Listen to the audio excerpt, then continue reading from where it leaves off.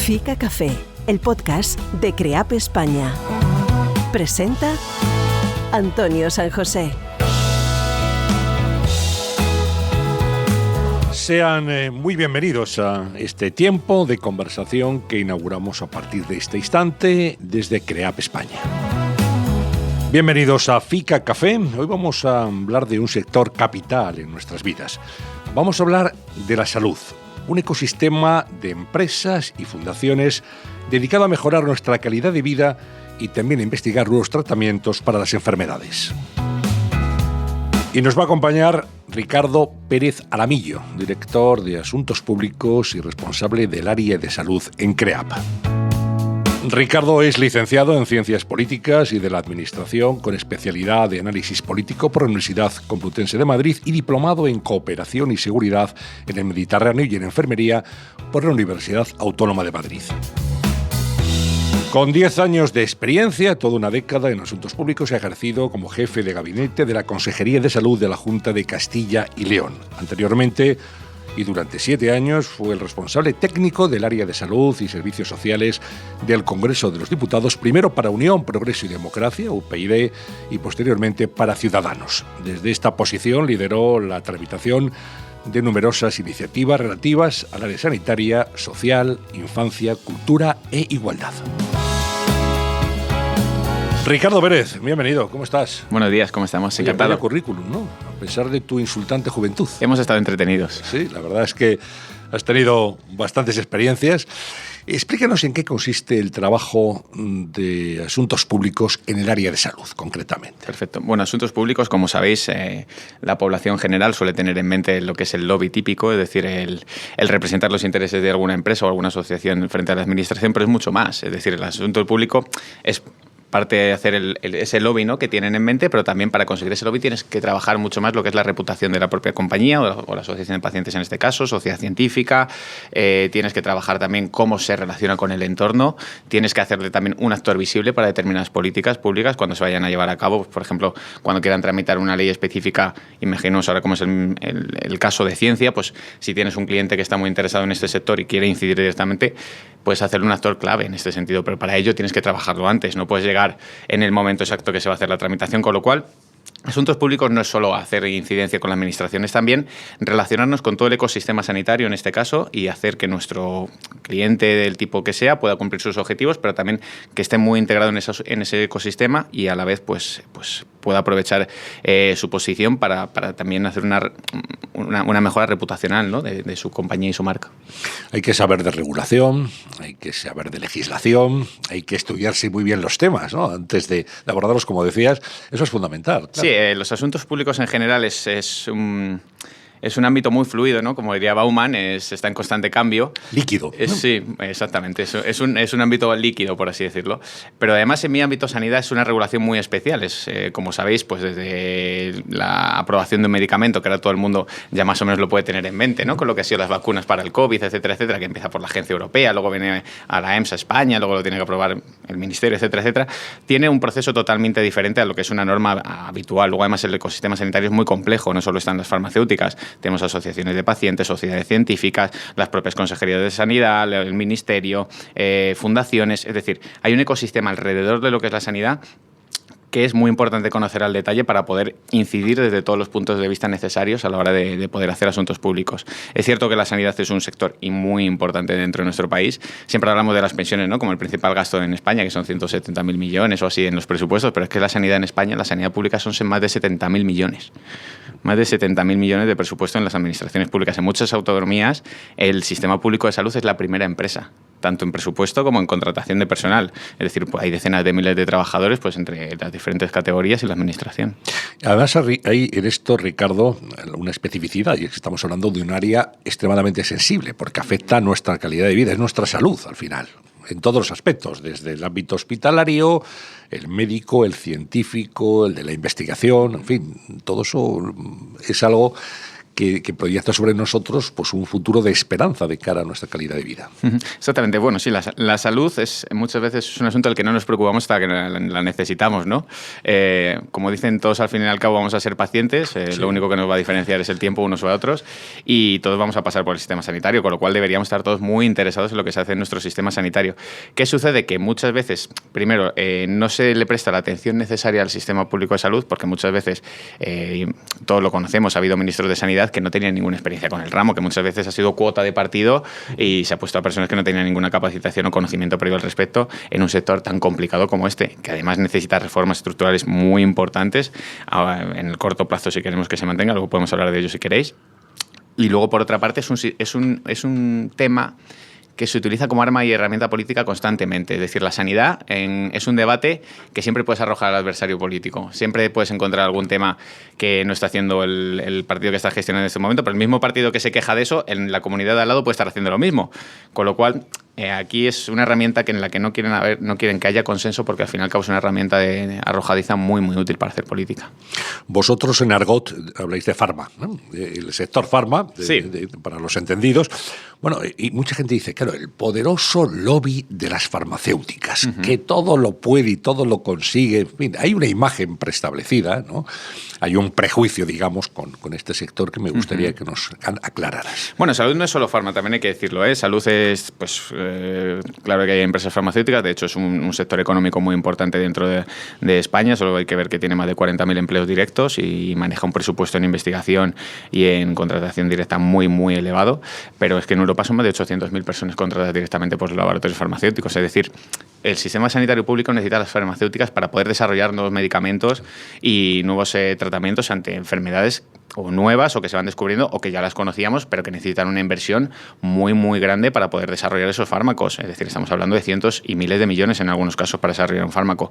¿Qué sucede? La administración pública, primero por las ataduras legales que tienen en tema de controles a la hora de, pues eso, de adjudicar contratos y tiempos, etcétera, no puede hacerlo, y segundo, tiene otras necesidades. Tiene que también pues, luchar contra las necesidades en el ámbito de las pensiones, contra el desempleo, etcétera, etcétera. Y la tarta es limitada, con lo cual el sector público y el sector privado en este sentido, las farmas y la administración pública son perfectamente conscientes que uno sin el otro no hacen nada. Tanto desde el ámbito privado, las farmas saben que tienen que cuidar el sistema público, porque es al final también de lo que se nutren, como el sistema público de las farmas. Claro, cuando se dice eso, las farmacéuticas ganan muchísimo dinero, pero también hay que decir que invierten muchísimo dinero, porque, como tú antes señalabas, el tener un fármaco previsto para su utilización es un proceso costosísimo, larguísimo de tiempo, muchísima investigación, muchísimas horas y a veces años que no hay ningún resultado hasta que al final se da con esa fórmula, ¿no? Hay 10 años, me parece, de vida de una patente y después pasan a los genéricos. Incluso hay laboratorios también especializados en genéricos. Exactamente. Sí, vamos a ver, la investigación habitualmente de un fármaco, para que la gente se haga un poco la idea, suele llevar una media de entre 7 y 10 años. Es el desarrollo habitual. Ahora, por ejemplo, con las vacunas contra la COVID hemos visto que ha sido espectacular el avance que se ha producido, porque también ha habido mucha inversión detrás, mucha inversión y mucha decisión y colaboración tanto de las administraciones públicas como de los laboratorios. Pero habitualmente desarrollar un fármaco es muy complejo porque tienes unas fases muy tasadas, tienes que cumplir estrictamente todas esas fases para que luego las agencias reguladoras te lo puedan aprobar, tener muy tasados los estudios que haces de control y seguridad a los pacientes. Es muy, muy complicado y también es muy costoso. Y lo que decíamos en el sentido de que... ¿cuál era la pregunta? Perdona, que me he leído por este... No, al final, que hay laboratorios de genéricos exactamente. Y luego laboratorios que quieren investigar y tienen que estar muchísimo tiempo invirtiendo para conseguir el resultado final. Ya, un resultado que a veces decae porque no funciona, ¿eh? Con lo cual se va a perder todo. Bueno, las empresas farmacéuticas son como cualquier otra empresa. Al final tienen líneas de trabajo que muchas veces son un éxito, otras veces, pues oye, claro, puedes sacar un fármaco y después de 10 años de investigación ver que los resultados no son los esperados y que todo ese trabajo, tiempo y dinero pues no sirve para nada. Es una posibilidad como en cualquier otra empresa. Y luego, respecto a los genéricos, sí, es un ámbito muy importante en el sector farmacéutico, tanto para las farmas como para la administración. Otra vez, los genéricos tienen una doble función. Primero, abaratar los costes de producción para las farmas muchas veces porque se especializan en ese tipo de medicamento a la hora de cuando ya ha pasado una patente, con lo cual pueden dedicarse a producirlo en masa, con lo cual abaratan costes, pero también la administración puede hacer que los precios se autorregulen por esa bajada de precios de la producción. Es decir, cuando todos conocemos el principio activo de paracetamol, los hay sobre diversos formatos y nombres comerciales, pero al final, cuando tú tienes una caja de paracetamol a 80 céntimos en la farmacia, el que lo quiere vender a 2 euros tiene que pensarse si debe venderlo a 2 euros para que se lo compren. Con lo cual también facilita la sostenibilidad del sistema en ese aspecto. Fármacos que se han abaratado muchísimo. Por ejemplo, los de uso más común, el omeprazol, que era carísimo cuando salió y ahora pues ha bajado mucho de precio. También hay muchos genéricos, ¿no?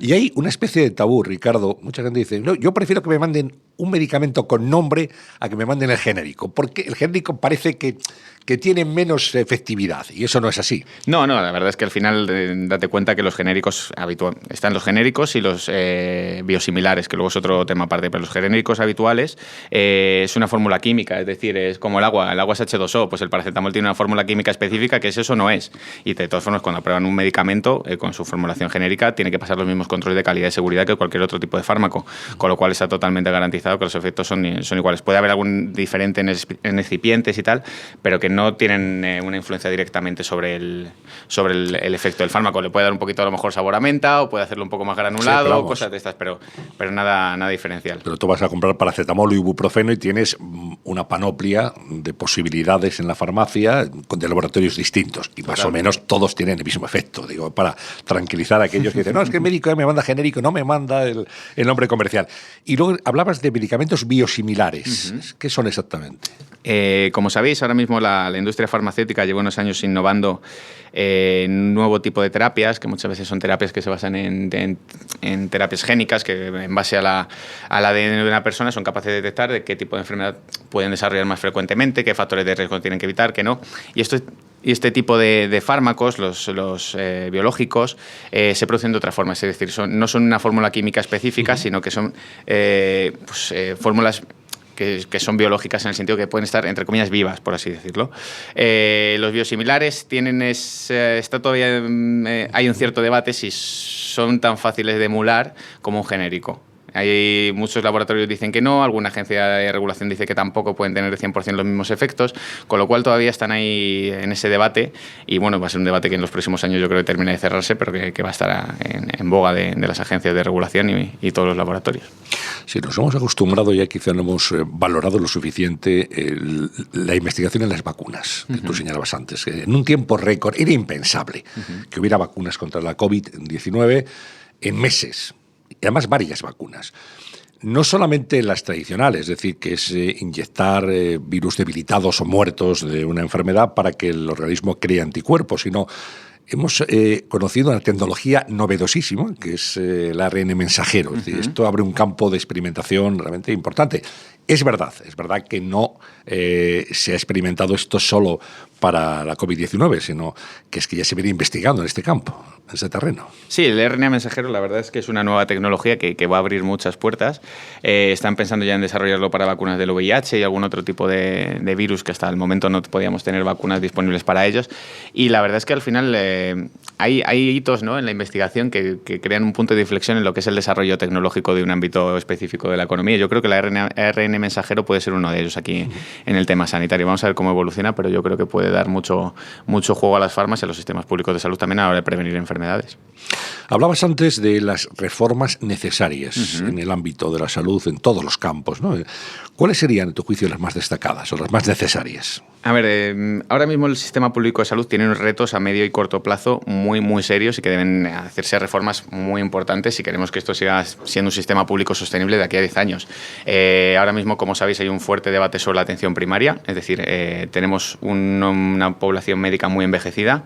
En los próximos 5 años se van a jubilar casi el 50% de los médicos de atención primaria de este país y al tiempo que estamos formando MIR de atención primaria no vamos a ser capaces de reponer todo lo que se jubila. Ahí vamos a tener un serio riesgo de cómo mantenemos este nivel. Van a faltar médicos. Van a faltar médicos, pero en todo el país, va a ser en un territorio concreto, etcétera, etcétera. Hay territorios que ahora mismo ya lo están notando mucho más, pues comunidades muy despobladas, como puede ser las dos Castillas, Aragón, las zonas de interior de Valencia, Cataluña, Andalucía. La gente, pues teniendo oferta de trabajo en grandes capitales, no quiere irse a zonas muy despobladas o con menos servicios. Entonces, claro, los médicos de familia pueden elegir dónde quieren trabajar. No es como hace 15 años que sobraban médicos de familia, entonces había mucha competencia. Ahora no, ahora pueden elegir dónde trabajar. Va a pasar en médicos de familia. Está pasando en anestesiología, está pasando en pediatría, está pasando en intensivos, está pasando en muchas especialidades. Ahora mismo se ha empezado a revertir esta tendencia formativa desde el Ministerio ampliando las plazas MIR, pero va a ser un reto que vamos a tener que que asumir los ciudadanos y luego también las administraciones si queremos dar una atención de calidad, porque o metemos reformas organizativas o en los próximos 5 años van a ser muy duros a la hora de prestar atención sanitaria. Eso por un lado. Tenemos luego también lo que es la integración de toda la tecnología disruptiva que está habiendo tanto en el ámbito de farmacia como en productos sanitarios y también como tecnología digital.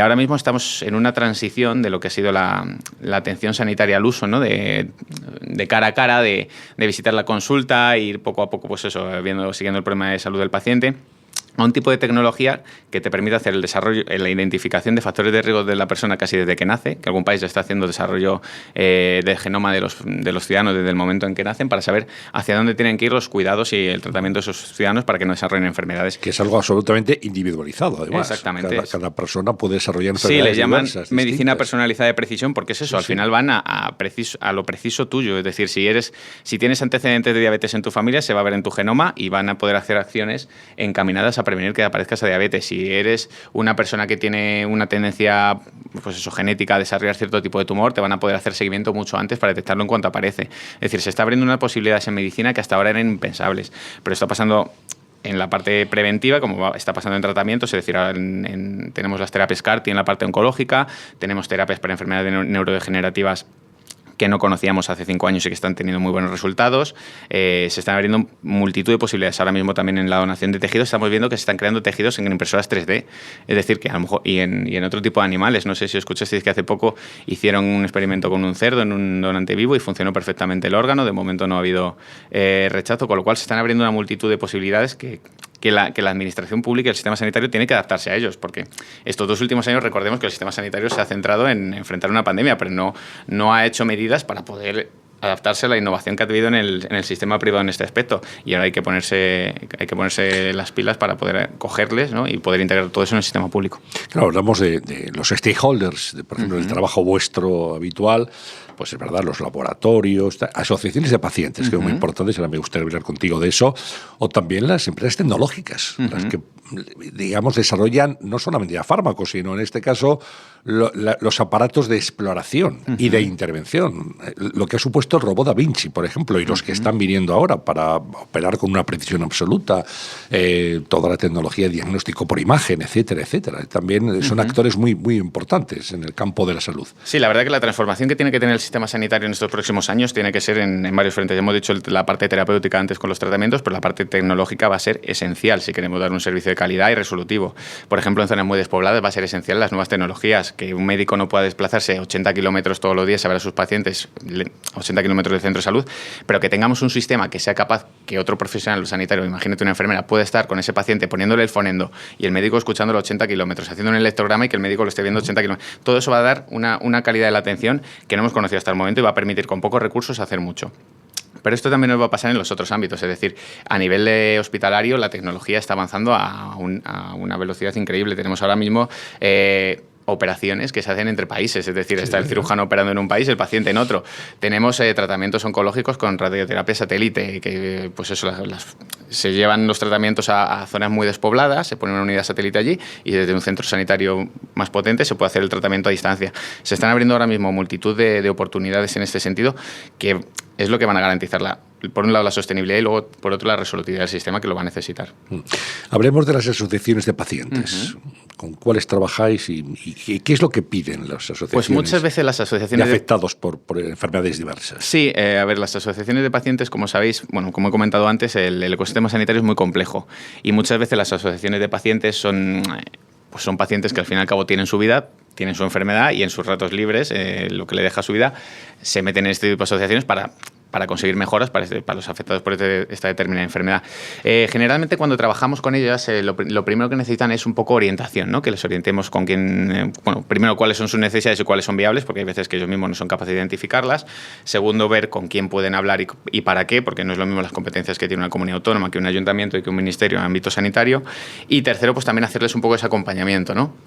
porque muchas veces, claro, son personas que pues tienen otro tipo de trabajos y el entorno político sanitario es muy complejo, pues hay que decirles cómo poder contactar con los stakeholders, cómo llevarle el seguimiento a las reuniones, cómo preparar esas reuniones, cómo también poder incidir, ¿no?, en los grupos parlamentarios para que ese tema pase a la agenda política y se hable de ello en los debates, en las PNLs, en cualquier tipo de foro que haya sanitario. Es un trabajo, la verdad, muy interesante, es muy reconfortante también trabajar con asociaciones de pacientes, porque al final yo como profesional sanitario muchas veces te dicen, pero ¿por qué te metes en política, no? Si así puede ayudar a menos gente que desde una planta de hospital o de atención primaria, ¿no? Pero aquí puedes conseguir cosas muy importantes y para mucha gente a la vez. Estudiaste enfermería. Sí. Entonces, yo creo que algo muy importante en el campo de los asuntos públicos es, aparte de una formación legislativa de la que antes hablábamos, también tener una formación específica en el campo que desarrollas, ¿no? Vosotros en el equipo pues hay abogados, hay economistas, hay politólogos, bueno, hay una dietista, hay un enfermero, es decir, tenéis evidentemente una multiplicidad de profesiones que son muy útiles a la hora de trabajar en equipo, entiendo, ¿no? Exactamente. Además, como hemos comentado antes, el sector salud es muy amplio, entonces las necesidades que puede tener diferentes clientes no tienen nada que ver uno con otro. Entonces, contra más multidisciplinar sea el equipo, claro, mejor servicio y más valor añadido le vas a poder dar. Es cierto que en asuntos públicos ahora mismo tenemos una serie de perfiles que en el ámbito de salud, por ejemplo, es muy escaso el perfil que tenga conocimientos sanitarios específicos. De hecho, yo cuando estudié enfermería en ningún momento se nos ofreció esta salida laboral como una salida factible. Ahora mismo, si nos está escuchando alguien que está estudiando cualquier rama de las ciencias de la salud, desde medio ambiente a medicina, enfermería, fisioterapia, que valore hacer algún tipo de formación adicional en asuntos públicos, porque ahora mismo es un sector que puedes trabajar perfectamente en cuanto sales de la carrera. La verdad es que es muy interesante y poca gente con esta formación, hay que decirlo, y al final los clientes valoran mucho que cuando estés tratando su problema sepas hablar desde la fisiología de la enfermedad que produce a cómo tratar todo ello. Es otro valor añadido que no puede dar la formación general de políticas o abogacía. Escuchas Fica Café, el podcast de CREAP España.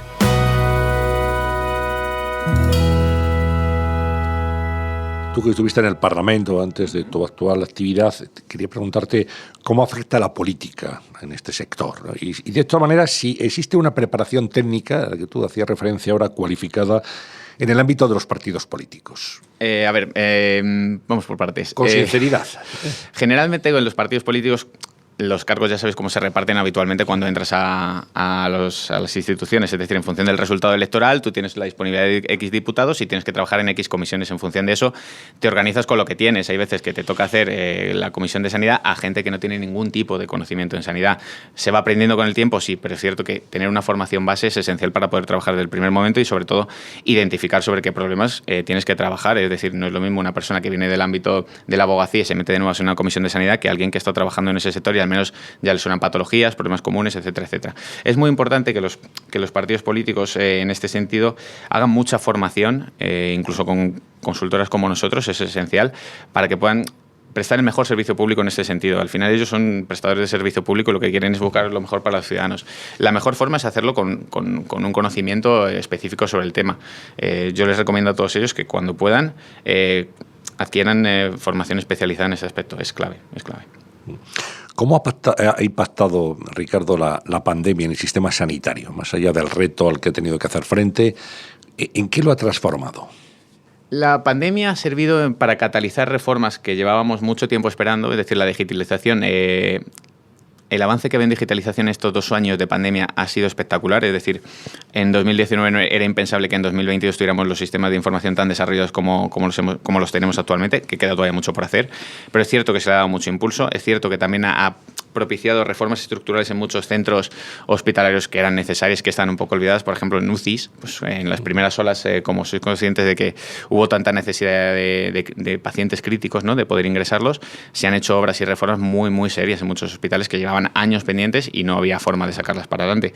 Y luego también pues, ha propiciado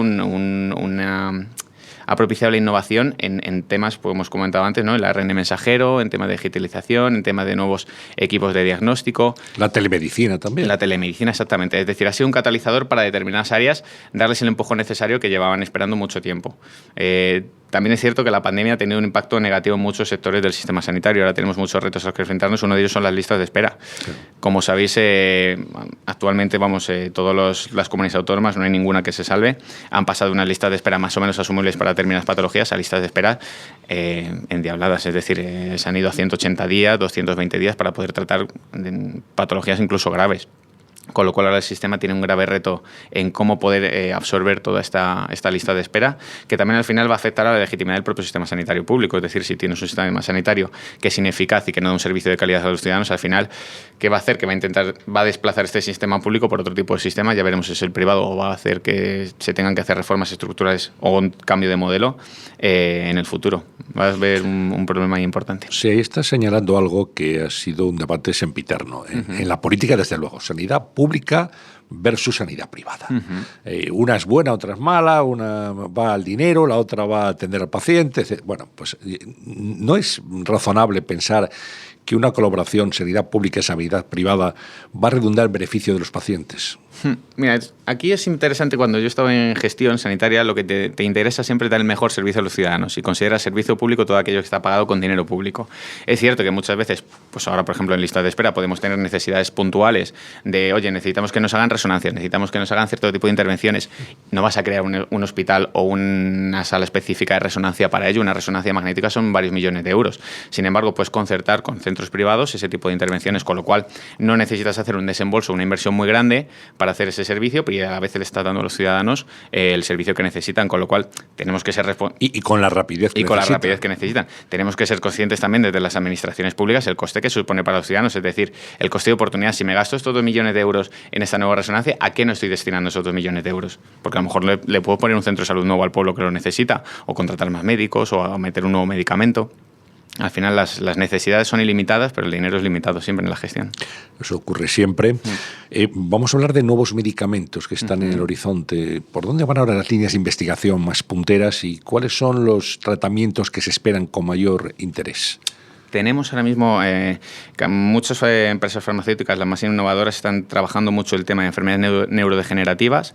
Sabéis que tenemos enfermedades como el Parkinson, el Alzheimer, el AELA, etcétera, etcétera, que todavía no se conocen muy bien las causas, pero están intentando desarrollar medicamentos que frenen el avance.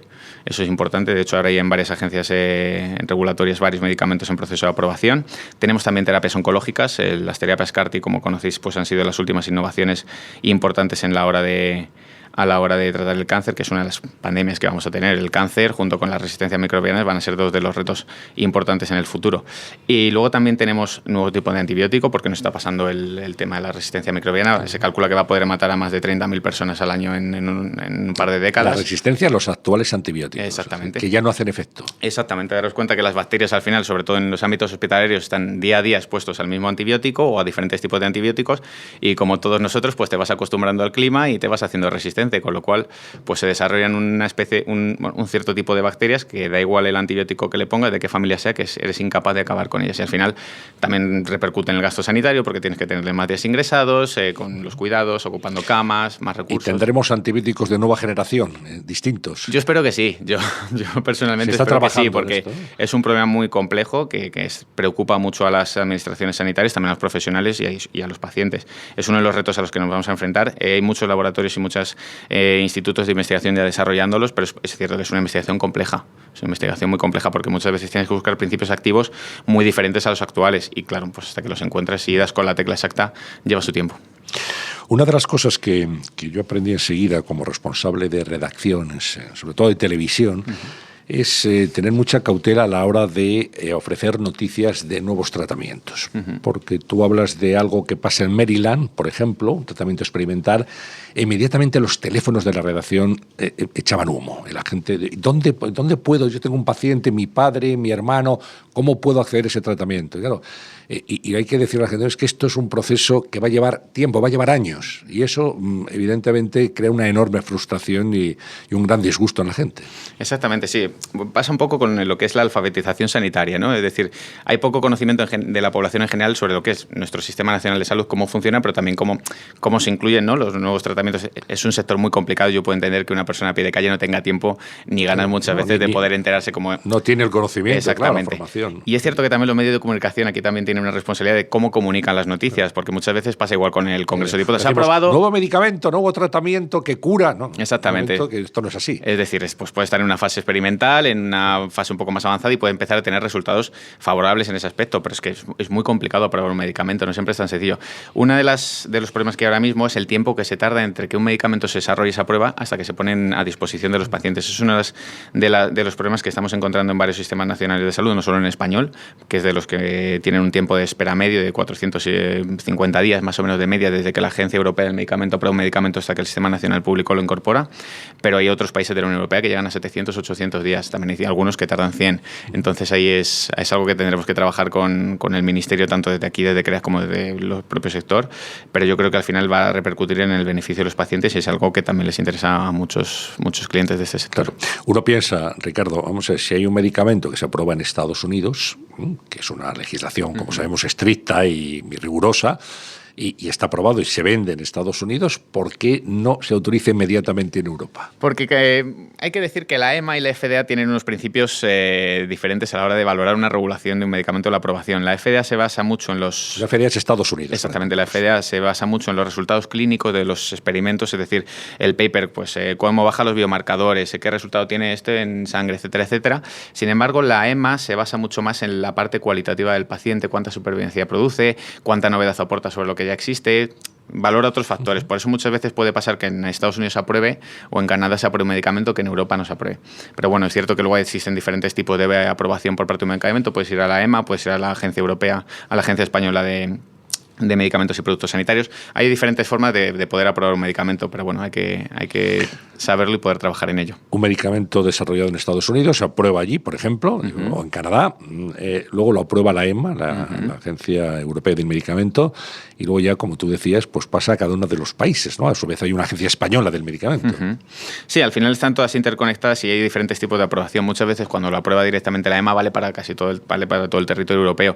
Sin embargo, sí puede suceder que la apruebe solo un país, porque el laboratorio en sí ha detectado que en ese país existe una incidencia muy alta de esa enfermedad y les viene bien aprobarlo solo en ese país y no está disponible en el resto de países de la Unión Europea. Pero también nos pasa en España. Pasa que muchas veces un fármaco está aprobado en una comunidad autónoma porque tienen capacidad las comunidades autónomas para seleccionar, ¿no?, determinados tipos de tratamiento, pero la comunidad de al lado no está aprobado, con lo cual también creamos esa inequidad en nuestro sistema y es una de las reformas que también habría que valorar en el medio plazo.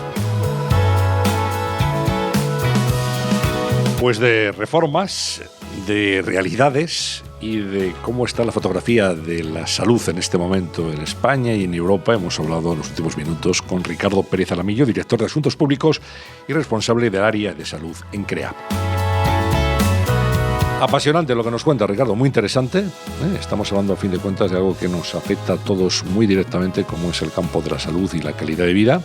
Muchas gracias, que sigáis trabajando en el equipo de Asuntos Públicos y seguiremos dando noticia de ello aquí en Perfecto, yo encantado de volver cuando queráis.